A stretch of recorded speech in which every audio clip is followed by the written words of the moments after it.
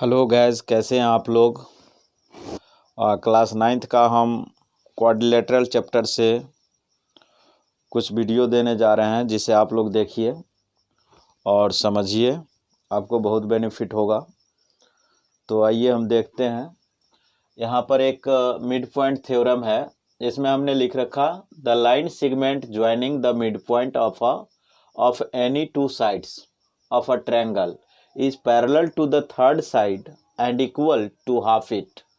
यानी ये कह रहा है एक ट्रायंगल के किसी दो साइड का मिड पॉइंट को मिलाने वाली जो लाइन सेगमेंट है, वह लाइन सेगमेंट थर्ड साइड का क्या हो जाएगा, पैरेलल हो जाएगा, और वह वो थर्ड साइड के हाफ के इक्वल होगा। इस बात को देखने के लिए हम सबसे पहले एक ट्रायंगल प्रोड्यूस करते हैं। एक ट्रायंगल प्रोड्यूस करेंगे। यहाँ देख लीजिए हमने क्या किया, यहाँ एक ट्रायंगल प्रोड्यूस कर रहे हैं।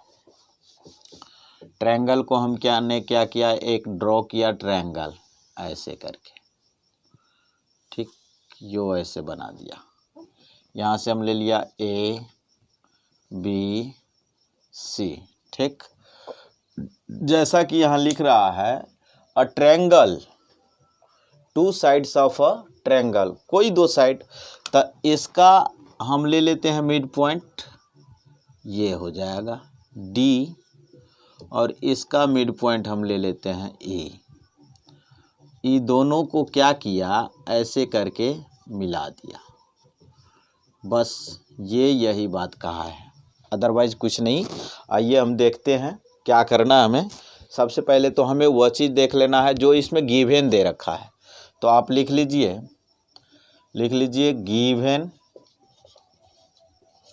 Given a triangle A B C in which D and E are the midpoint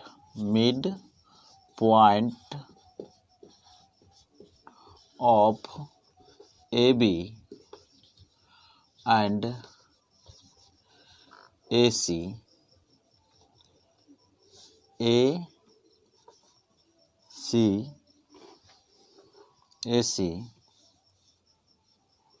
AB and AC respectively.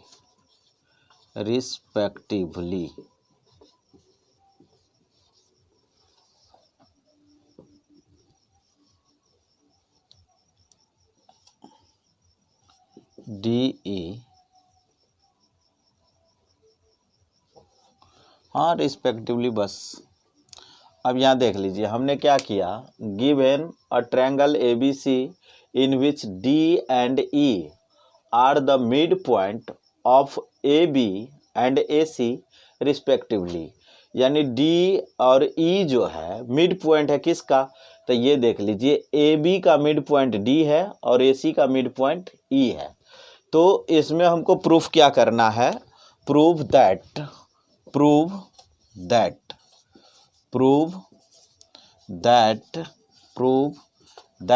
ये देख लीजिए triangle is parallel to the third side, DE parallel BC and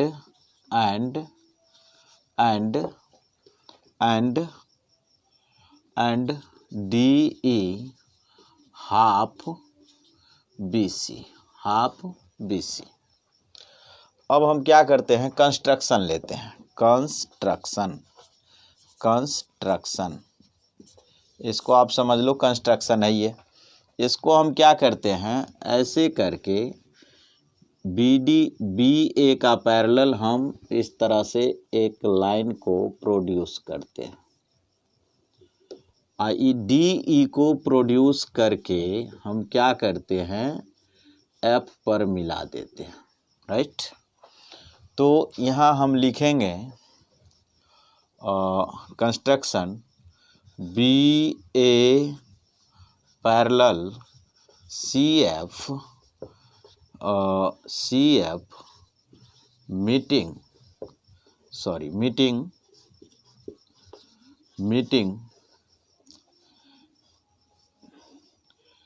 DE produced point F। अब यहाँ पर हम लेते हैं भाई, ले लेंगे प्रूफ में हमको क्या लेना है, यहाँ देख लीजिए,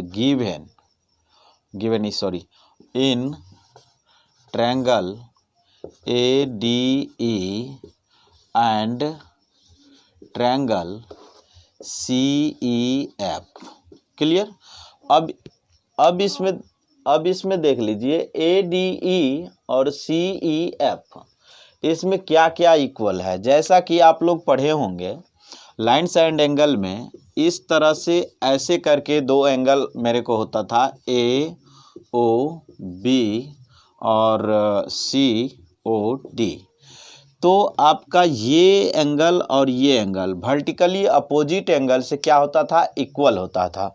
दोनों का वर्टेक्स एक ही पॉइंट है, तो इसलिए वर्टिकली अपोजिट एंगल से ये क्या हो जाता था, इक्वल हो जाता था। तो इस तरह से हम यहाँ देखते हैं तो ये एंगल और फिर ये एंगल क्या हो जाता है, इक्वल हो जाता है। तो यहाँ पर हम ले लेंगे angle AED is equal to angle CEF। इसमें ले लीजिए वर्टिकली अपोजिट एंगल। अब यहाँ पर देख लीजिए, ये चीज़ तो हो गया।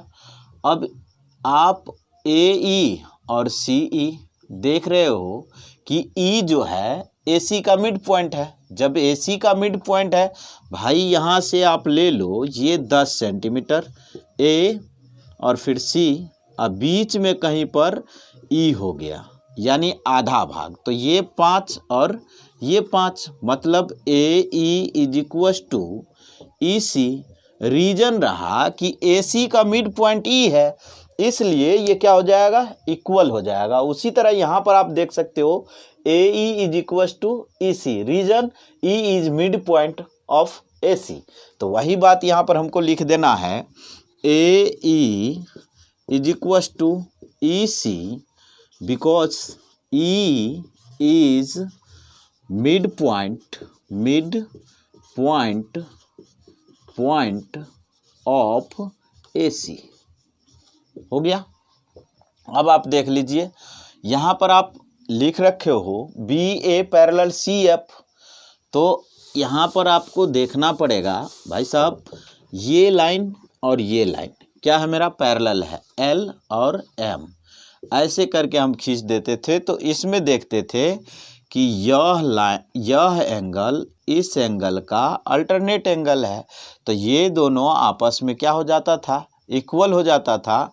सिमिलरली ये और ये लाइन क्या हो जाएगा, ये लाइन आपका पैरेलल था, BA पैरेलल CF। तो ये एंगल और ये एंगल इक्वल है, किस चीज़ से, अल्टरनेट एंगल से। तो हम यहाँ ले सकते हैं DAE is equal to angle ECF, यानी अल्टरनेट इंटीरियर एंगल से इक्वल हो गया। अब देख लीजिए, जैसा कि हमने कॉन्ग्रुएंस ट्रायंगल में पढ़ा था, उसका जो क्राइटेरिया था, तो उस क्राइटेरिया में हम देखते थे ASA। यहाँ पर देख लीजिए ASA, यानी दोनों छोर का एंगल है और मिड वाला साइड इक्वल हो रहा है। तो इसका मतलब है ये ले रहा है ASA क्राइटेरिया से, ASA क्राइटेरिया। यहाँ पर हम लिख सकते हैं फ्रॉम ASA क्राइटेरिया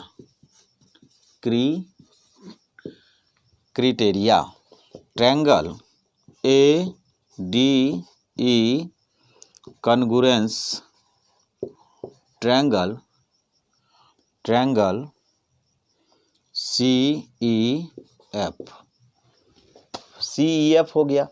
अब आप यहाँ कर सकते हो इजी वे में, क्या कर सकते हो सो देख लो। यानी AD is equals to CF, AD is equals to CF, CPCT।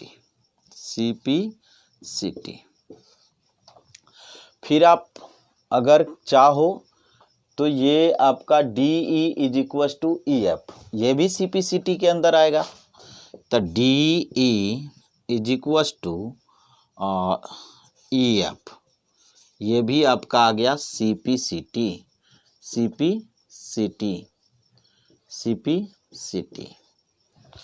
अब यहाँ पर देख लीजिए,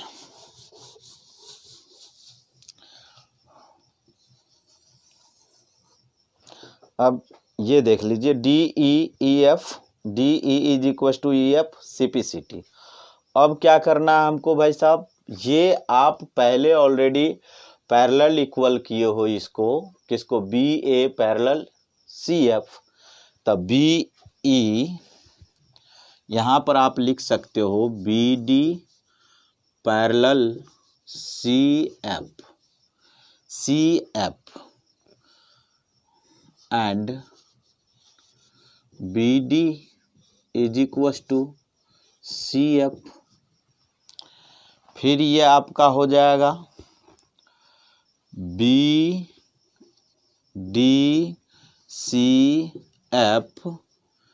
is a parallelogram,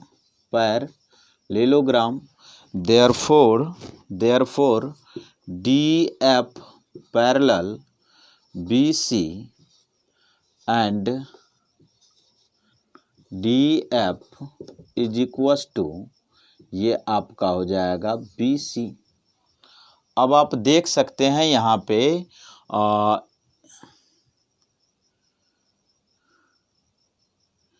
DE plus EF is equals to मेरा हो रहा है DF।